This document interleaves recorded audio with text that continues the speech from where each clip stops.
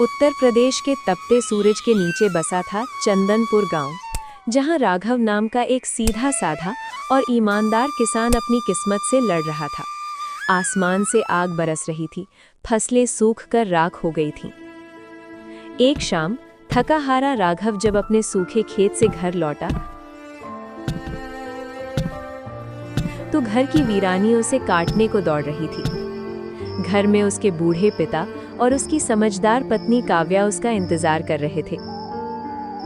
देखिए जी, अब हाथ पर हाथ धरे बैठने से काम नहीं चलेगा, कुछ तो रास्ता निकालिए।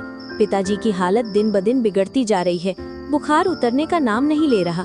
ना तो रसोई में अनाज का दाना बचा है और ना ही दवा के लिए फूटी कौड़ी। काव्या, इस बेरहम सूखे ने मेरी सारी उम्मीदें निगल ली। फसल तो बर्बाद हो गई। अब तो अगर वो ऊपर वाला ही कोई करिश्मा दिखाए तभी ये घर बच पाएगा। आप हिम्मत मत हारिए जी, अंधेरा कितना ही गहरा क्यों ना हो, सवेरा जरूर होता है। कोई ना कोई रास्ता ईश्वर जरूर दिखाएगा। अगली सुबह राघव भारी मन से काम की तलाश में गांव की चौपाल की तरफ जा रहा था। तभी उसकी नजर विक्रम की ठेले पर पड़ी, जो बड़े मजे से चाट और गोलगप्पे बेच रहा था। अरे वाह, जरा देखो तो सही, विक्रम के इस मामूली से ठेले पर कैसी जबरदस्त भीड़ लगी है। लोग टूट पड़ रहे हैं। लगता है इस पानीपुरी के धंधे में बरकत बहुत है। अगर मैं भी इसी तरह का काम शुरू कर दूं तो शायद घर की तंगी दूर हो जाए और पिताजी का इलाज भी हो सके। अरे भाई विक्रम, मान गए उस्ताद, तुम्हारी चाट का तो कोई जवाब ही नहीं है। क्या स्वाद है। सच कहा भाई, शहर जाकर भी ऐसी पानीपुरी नहीं मिलती। बिना खाए तो मन ही नहीं मानता। ग्राहकों की ये बातें राघव के कानों में उम्मीद की घंटी की तरह बजी। वो बिना देर किए दौड़ता हुआ अपने घर पहुंचा।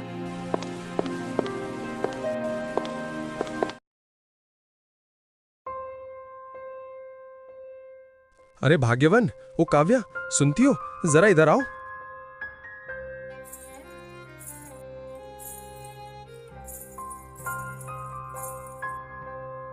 क्या हुआ जी, इतनी हड़बड़ी में क्यों हो?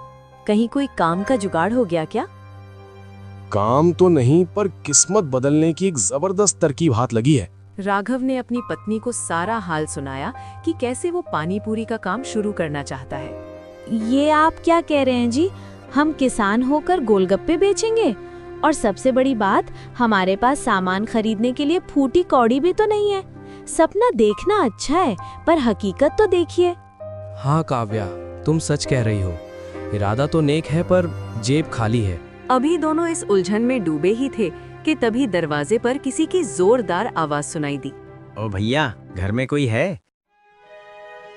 क्या यही राघव का निवास स्थान है?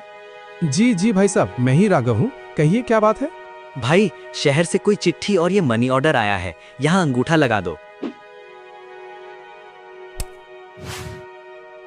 ये देखो काव्या, हमारी मुश्किलें आसान हो गईं। जो हमारा दोस्त रूपेश था ना, जिसे मुसीबत के वक्त मैंने अपनी जमीन का एक टुकड़ा बेचकर पैसे दिए थे, आज उसने वो कर्ज लौटा दिया है। हे भगवान, आपका लाख लाख शुक्र है। जब सब रास्ते बंद थे तो आपने ये द्वार खोल दिया। अब इन पैसों से आप फौरन बाजार जाइए और पानीपुरी का सबसे बढ़िया सामान लेकर आइए। हम दोनों मिलकर मेहनत करेंगे।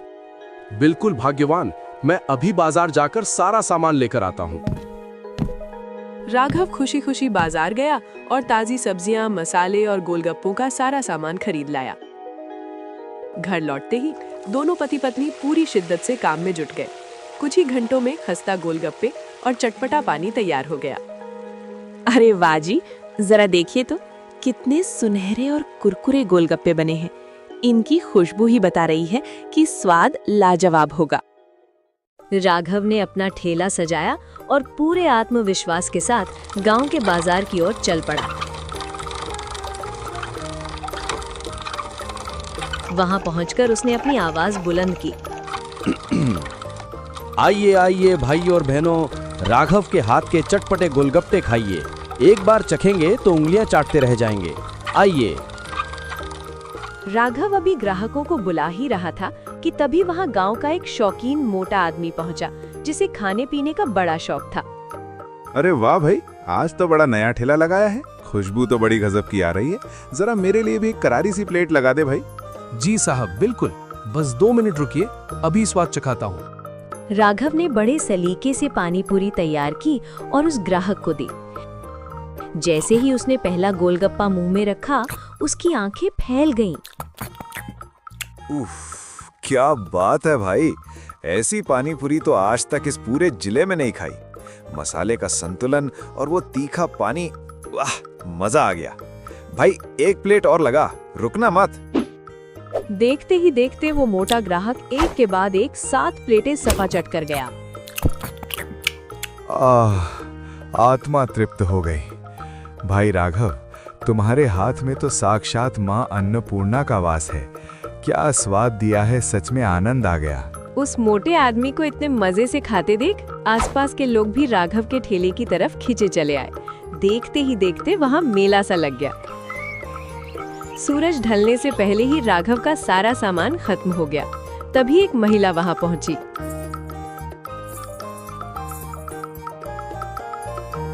अरे भैया, सुना है आपकी पानी पूरी बहुत मशहूर है, जरा मेरे लिए भी एक प्लेट लगा दीजिए।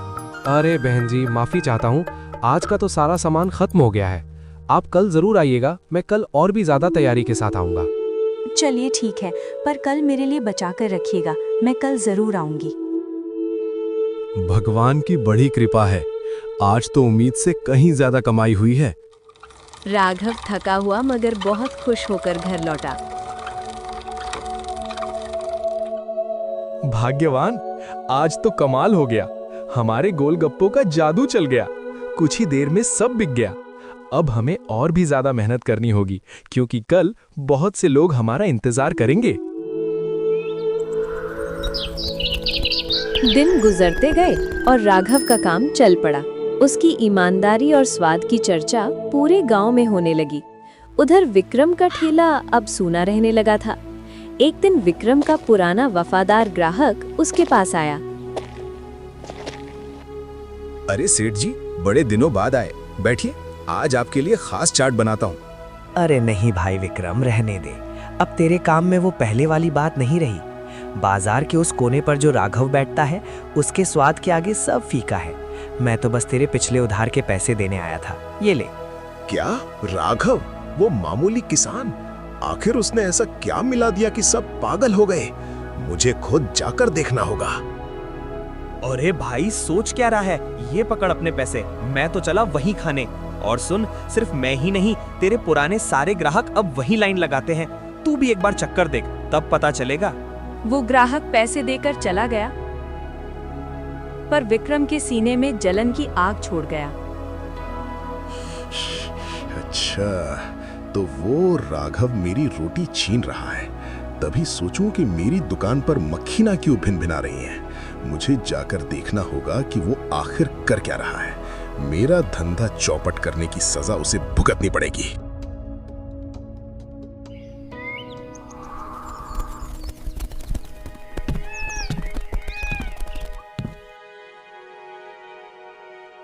तो ये है राघव, कल तक जिसके पास खाने को दाने नहीं थे, आज वो ऐश कर रहा है।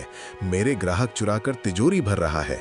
इसे तो ऐसा सबक सिखाऊंगा कि ये दोबारा ठेला लगाने की हिम्मत नहीं करेगा। अरे राघव भाई, कैसे हो? सुना है तुमने नया काम शुरू किया और खूब नाम कमा रहे हो। अरे विक्रम भाई, आइए आइए, आप ही को देखकर तो मैंने ये हिम्मत जुटाई थी। भगवान की दया है बस। आप बताइए, आपका काम कैसा चल रहा है? तूने मुझे कमाने लायक छोड़ा ही कहाँ है। तेरी वजह से तो मेरी दुकान पर सन्नाटा पसर गया है। क्या कहा आपने? अरे मेरा मतलब था कि सब तुम्हारी तारीफ कर रहे हैं। मैंने सोचा मैं भी तो देखूं कि मेरे छोटे भाई ने क्या कमाल किया है। जरा एक प्लेट मुझे भी तो खिलाओ। अरे क्यों नहीं, अभी लगाता हूँ। जैसे ही राघव गोलगप्पे तैयार करने के लिए मुड़ा, विक्रम ने मौका पाकर अपनी जेब से एक छोटी शीशी निकाली और चुपके से पानी में नशीली दवा की बूंदें गिरा दी। लीजिए भाई, चक्कर बताइए कैसा बना है।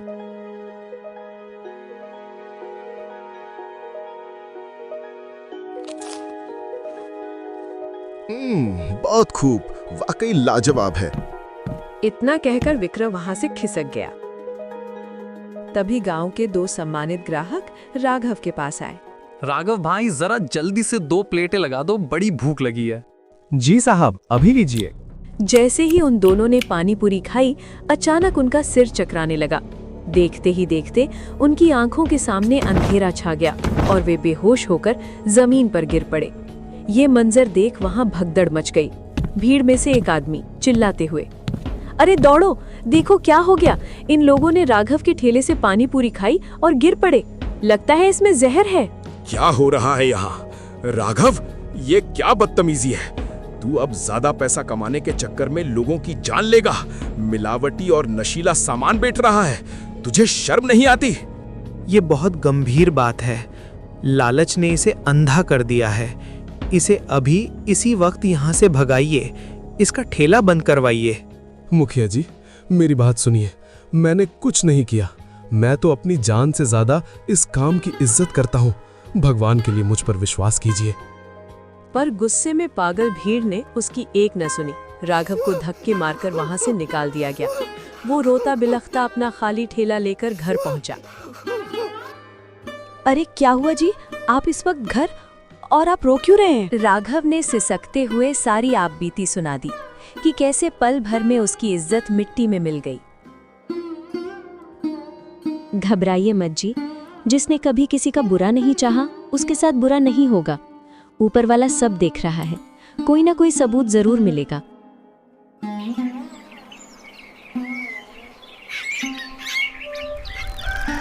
अगले दिन सुबह काव्या भारी मन से ठेले की सफाई कर रही थी।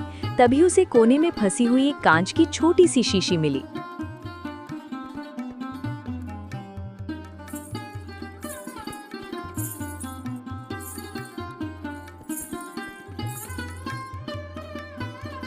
अजी सुनिए, देखिए मुझे सफाई करते वक्त क्या मिला है। ये शीशी आपके ठेले पर कैसे आई? ये तो किसी दवाई की लग रही है, और कल तो विक्रम भी यहीं खड़ा था। कहीं ये... शक करने से अच्छा है कि आप फौरन पता लगाइए कि ये क्या है।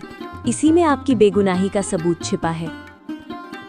राघव उस शीशी को लेकर गांव के मेडिकल स्टोर पर पहुंचा। भैया जरा देखकर बताओ कि इस शीशी में क्या था और इसे कौन ले गया था।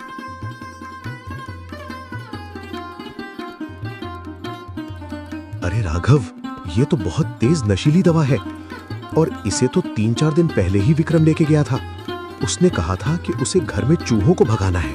अच्छा, तो ये सब उस विक्रम की चाल थी। उसने मेरे विश्वास का खून किया। राघव सीधा मुखिया जी के घर पहुंचा और उन्हें सारी हकीकत और वो शीशी दिखाई। अगर ये सच है राघव, तो विक्रम ने बहुत बड़ा अपराध किया है, पर हमें उसे रंगे हाथों पकड़ना होगा ताकि वो इनकार ना कर सके। मेरे पास एक योजना है।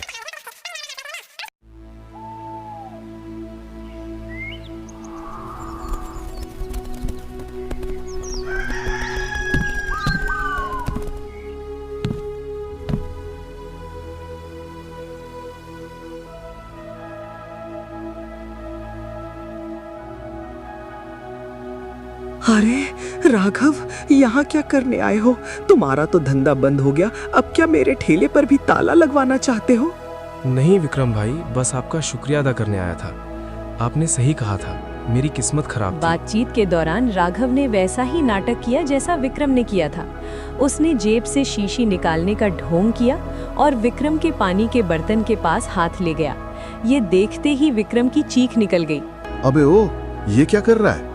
तू मेरे पानी में क्या मिला रहा है? मैंने देख लिया, तू कुछ नशीला मिला रहा है। मैंने तो कुछ नहीं मिलाया भाई। झूठ बोलता है, तूने वही नशीली दवा मिलाई है जो उस दिन मैंने... जैसे ही विक्रम के मुंह से ये शब्द निकले, वो रुक गया, पर तब तक बहुत देर हो चुकी थी। मुखिया जी और गांव वाले झाड़ियों के पीछे से बाहर निकल आए। हाँ विक्रम, पूरा करो अपनी बात। जो उस दिन तुमने राघव के ठेले पर मिलाई थी, वही ना? नहीं मुखिया जी, मेरा वो मतलब नहीं था। अब झूठ बोलने का कोई फायदा नहीं। तुझे इस शीशी के बारे में कैसे पता चला कि इसमें नशीली दवा है, अगर तूने इसे इस्तेमाल नहीं किया था? विक्रम के पास अब कोई जवाब नहीं था। वो कांपने लगा। मुझे माफ कर दीजिए मुखिया जी, जलन के मारे मेरी बुद्धि भ्रष्ट हो गई थी। राघव का काम इतना अच्छा चलने लगा कि मुझे डर लगने लगा कि मैं बर्बाद हो जाऊंगा। इसीलिए मैंने वो दवा मिलाई थी। मुझे माफ कर दो। राघव भाई, मैंने तो तुम्हें अपना गुरु माना था, पर तुमने सिर्फ अपने लालच के लिए मासूम लोगों की जान जोखिम में डाल दी। इसकी माफी का वक्त निकल चुका है विक्रम। तूने सिर्फ राघव को बदनाम नहीं किया, बल्कि गांव के विश्वास को तोड़ा है। तेरी सजा यही है कि तू आज और अभी इस गांव को छोड़कर चला जाएगा। यहाँ अब तेरे लिए कोई जगह नहीं है। मारो इसे सबक सिखाओ। गांव वालों के गुस्से से बचता हुआ विक्रम गांव छोड़कर भाग गया। राघव, हमें माफ कर दो। हमने एक अपराधी की बातों में आकर एक ईमानदार आदमी का दिल दुखाया। कल से तुम फिर से अपना ठेला लगाओ। हम सब फिर से वही स्वाद चखना चाहते हैं।